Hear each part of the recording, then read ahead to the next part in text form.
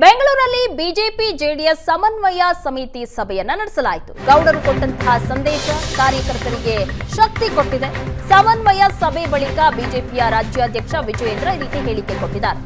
ಲೋಕಸಭೆ ಚುನಾವಣೆಯಲ್ಲಿ ಮೋದಿ ಮತ್ತೆ ಅಧಿಕಾರಕ್ಕೆ ಬರಬೇಕು. ಗೌಡರು ದೇಶದ ಒಳಿತಿಗಾಗಿ ಕೆಲಸ ಮಾಡುವ ಸಂದೇಶವನ್ನ ನೀಡಿದ್ದಾರೆ.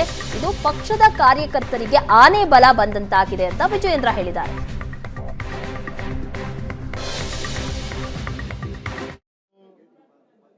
ನಡೆದಿರ್ತಕ್ಕಂಥ ಭಾರತೀಯ ಜನತಾ ಪಾರ್ಟಿ ಮತ್ತು ಜೆಡಿಎಸ್ ಪಕ್ಷದ ಸಮನ್ವಯ ಸಭೆ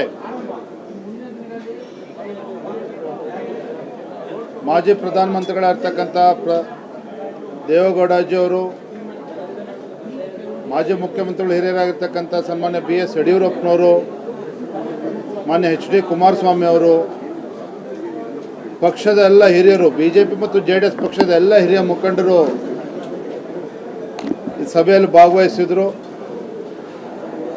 ಭಾಳ ಸಂತೋಷ ಅಂತ ಹೇಳಿದ್ರೆ,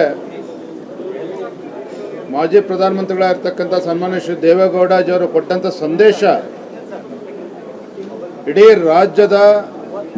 ರಾಜ್ಯದಲ್ಲಿರ್ತಕ್ಕಂಥ ಬಿಜೆಪಿ ಮತ್ತು ಜೆಡಿಎಸ್ ಪಕ್ಷದ ಕಾರ್ಯಕರ್ತರಿಗೆ ಒಂದು ದೊಡ್ಡ ಶಕ್ತಿಯನ್ನು ತಂದುಕೊಟ್ಟಿದೆ. ಮುಂದಿನ ಲೋಕಸಭಾ ಚುನಾವಣೆ ಇದು ಕೇವಲ ಭಾರತೀಯ ಜನತಾ ಪಾರ್ಟಿ ಮತ್ತು ಜೆಡಿಎಸ್ ಪಕ್ಷ ವಿಚಾರ ಅಲ್ಲ. ಎಲ್ಲವನ್ನು ಮರೆತು ನರೇಂದ್ರ ಮೋದಿಜಿಯವರು ಮತ್ತೊಮ್ಮೆ ದೇಶದ ಪ್ರಧಾನಮಂತ್ರಿ ಆಗಬೇಕು. ಕೇಂದ್ರದಲ್ಲಿ ಭಾರತೀಯ ಜನತಾ ಪಾರ್ಟಿ ನೇತೃತ್ವದ NDA ಸರ್ಕಾರ ಮತ್ತೆ ಅಧಿಕಾರಕ್ಕೆ ಬರಬೇಕು.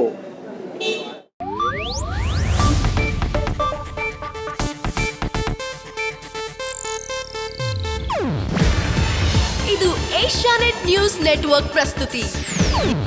ನೀವು ನೋಡ್ತಿದ್ದೀರಾ ಏಷ್ಯಾನೆಟ್ ಸುವರ್ಣ ನ್ಯೂಸ್.